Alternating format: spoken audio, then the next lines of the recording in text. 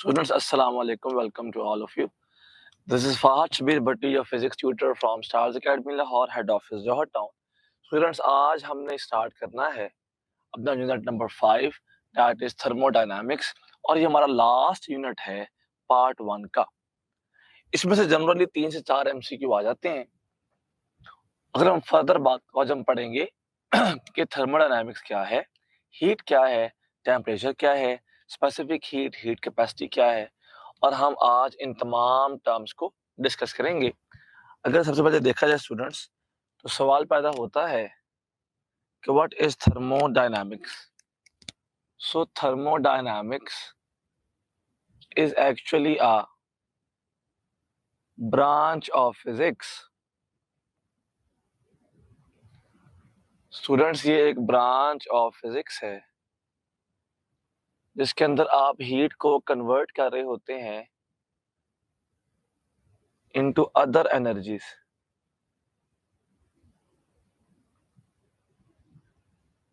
In which heat is converted into other energies, तो हम इसे कहते हैं थर्मोडायनामिक्स। अब ये हीट बेसिकली क्या चीज है? What is this heat? तो heat is a type of energy. ये एक ऐसी एनर्जी है जो मूव कर रही होती है from hot body to cold body. From hot to cold move कर रही होती है। और हमारे पास जो यूनिट्स सिंपल एनर्जी के बनते हैं जैसे जूल्स, न्यूटन मीटर, किलोग्राम पर मीटर, मीटर स्क्वायर पर सेकंड स्क्वायर, कैलोरी, अर्ज, इलेक्ट्रॉन वोल्ट, वो सारे इनके ही बनते हैं। अगर फर्दर देखा जाए तो एक टर्म है टेम्परेचर।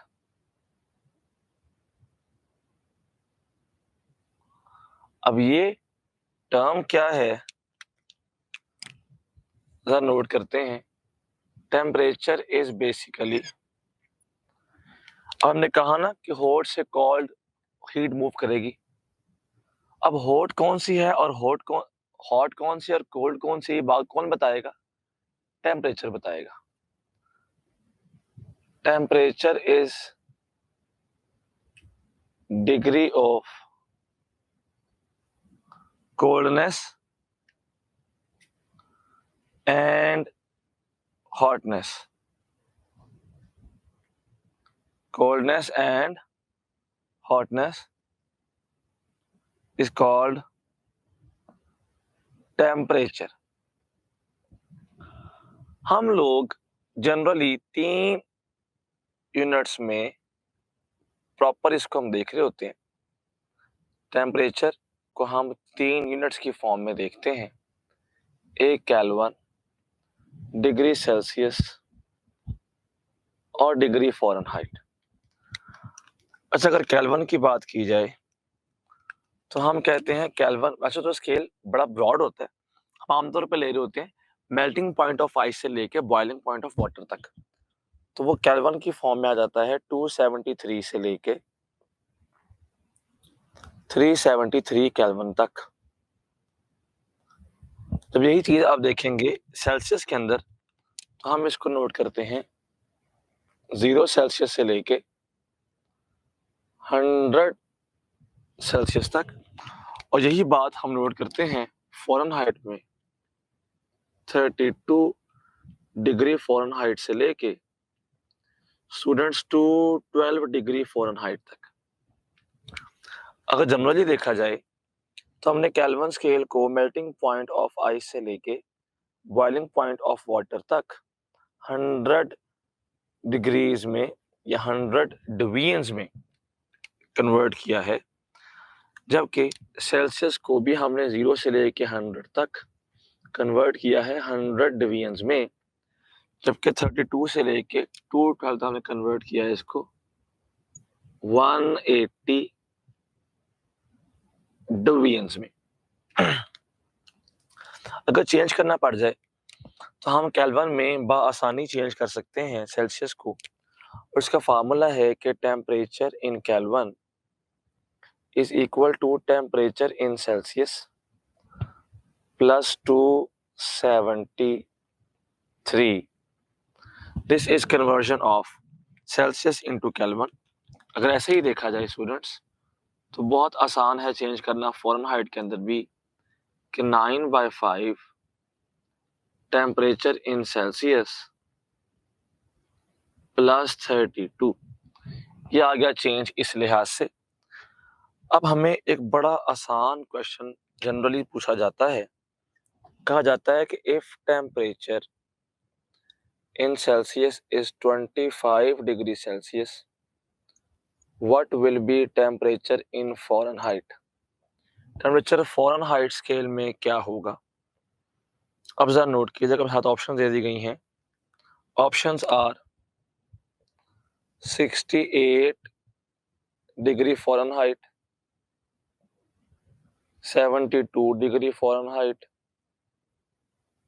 77 डिग्री फ़ारेनहाइट और 84 degree Fahrenheit.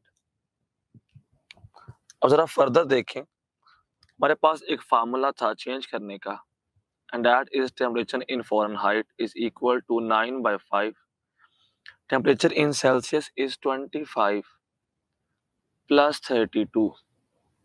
Students 25/5 is equal to 5. 9 into 5 is 45 plus 32 is equal to 77 degree Fahrenheit. So correct option is Charlie, 77 degree Fahrenheit. हमें क्वेश्चन ऐसे भी पूछा जा सकता है, if temperature in Celsius increases 5 degree Celsius, temperature increase in Fahrenheit will be, change in temperature कितना होगा। हमें स्टूडेंट साथ ही ऑप्शंस दे दी गई, 5 degree Fahrenheit, 9 degree Fahrenheit, 41 degree Fahrenheit, 36 degree Fahrenheit. अब नोट कीजिएगा, अब वो एब्सोल्यूट टेम्परेचर की बात नहीं कर रहा, बल्कि वो चेंज इन टेम्परेचर की बात कर रहा है। स्टूडेंट्स क्योंकि केल्विन और सेल्सियस के पास इक्वल स्केल्स होते हैं, तो याद रखिएगा कि जितना चेंज केल्विन स्केल में आता है उतना ही चेंज सेल्सियस स्केल के अंदर भी आता है। दोनों के नीचे 5 का मतलब है कि 100 डिविजिबल अगर 20 पर हो तो 5 आता है, क्योंकि 5 से कट जाएगा तो change in kelvin is always equal to change in Celsius. लेकिन जब आप चेंज इन फ़ारेनहाइट देखेंगे, तो क्योंकि इसके नंबर ऑफ डिवीजन स्टूडेंट ज़्यादा हैं, ज़्यादा हो जाने की वजह से हमारे पास इसका चेंज बाकियों के लिहाज से सेम नहीं आ सकता। हमने कहा चेंज इन सेल्सियस 5 है, 5 से कट गया, 9 ऊपर आ गया, so answer is 9 degree Fahrenheit. तो देखें हमारे पास टेम्परेचर निकालने के फार्मूलाज अलग हैं, चेंज की फॉर्म मेरे पास अलग होती है।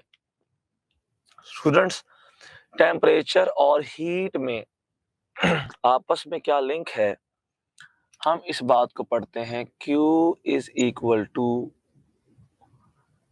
MC delta T.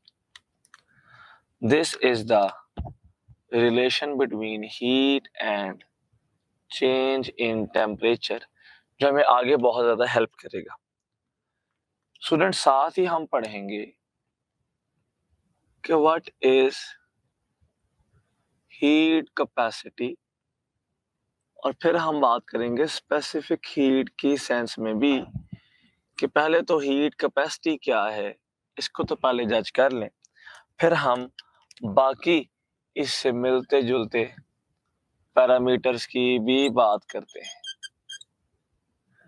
अच्छा, अगर आप किसी भी ऑब्जेक्ट को हीट दें और हीट को एब्जॉर्ब करके उस बॉडी का टेम्परेचर 1 केल्विन ज्यादा हो जाए, तो that amount of heat required and that amount of heat absorbed by the body is heat capacity. Amount of heat, इतनी हीट जिससे बॉडी का टेम्परेचर इंक्रीज कर जाए, increases by 1 Kelvin. That heat is called heat capacity. Heat capacity का हमारे पास students formula होता है m multiply c, यहाँ से mc हीट कैपेसिटी है तो इक्वल आ जाती है Q बाय डेल्टा T के। पास्ट में MCQ आ चुका है कि what is unit of heat capacity, which is joules per Kelvin. Joules per Kelvin is unit of heat capacity. अच्छा, हमने कहा कि अगर तो मेरे पास एक चेयर प्लास्टिक की है और एक ये मार्कर भी प्लास्टिक का है, दोनों को मैंने हीट करना शुरू किया तो 1 केल्विन चेंज के लिए दोनों बॉडीज में इक्वल अमाउंट ऑफ हीट तो एब्जॉर्ब नहीं हो रही होती। चेयर ज्यादा हीट एब्जॉर्ब कर रही होती है क्योंकि उसका मास ज्यादा है। तो फिर हम मटेरियल की बेस से बात कैसे कर सकते हैं? हम कहते हैं कि जब भी मटेरियल की बेस पर बात की जाएगी ना, तो मास को स्पेसिफाई कर ले। आप हमेशा किसी भी सब्सटेंस के 1 kg मास को लेके आपस में कंपेयर करें ताकि डिपेंडेंस ऑफ मीडियम भी शो हो सके। तो हीट जिससे टेम्परेचर इंक्रीज कर जाए 1 केल्विन, बढ़ जाए 1 केल्विन, बशर्त ये कि उस बॉडी का मास कितना हो, 1 kg हो, तो फिर हम उस अमाउंट ऑफ हीट को बोलेंगे specific heat. C specific heat थी, जो साथ में M था वो वहां पे जाके डिवाइड हो जाएगा। सो यूनिट ऑफ C या स्पेसिफिक हीट इज जूल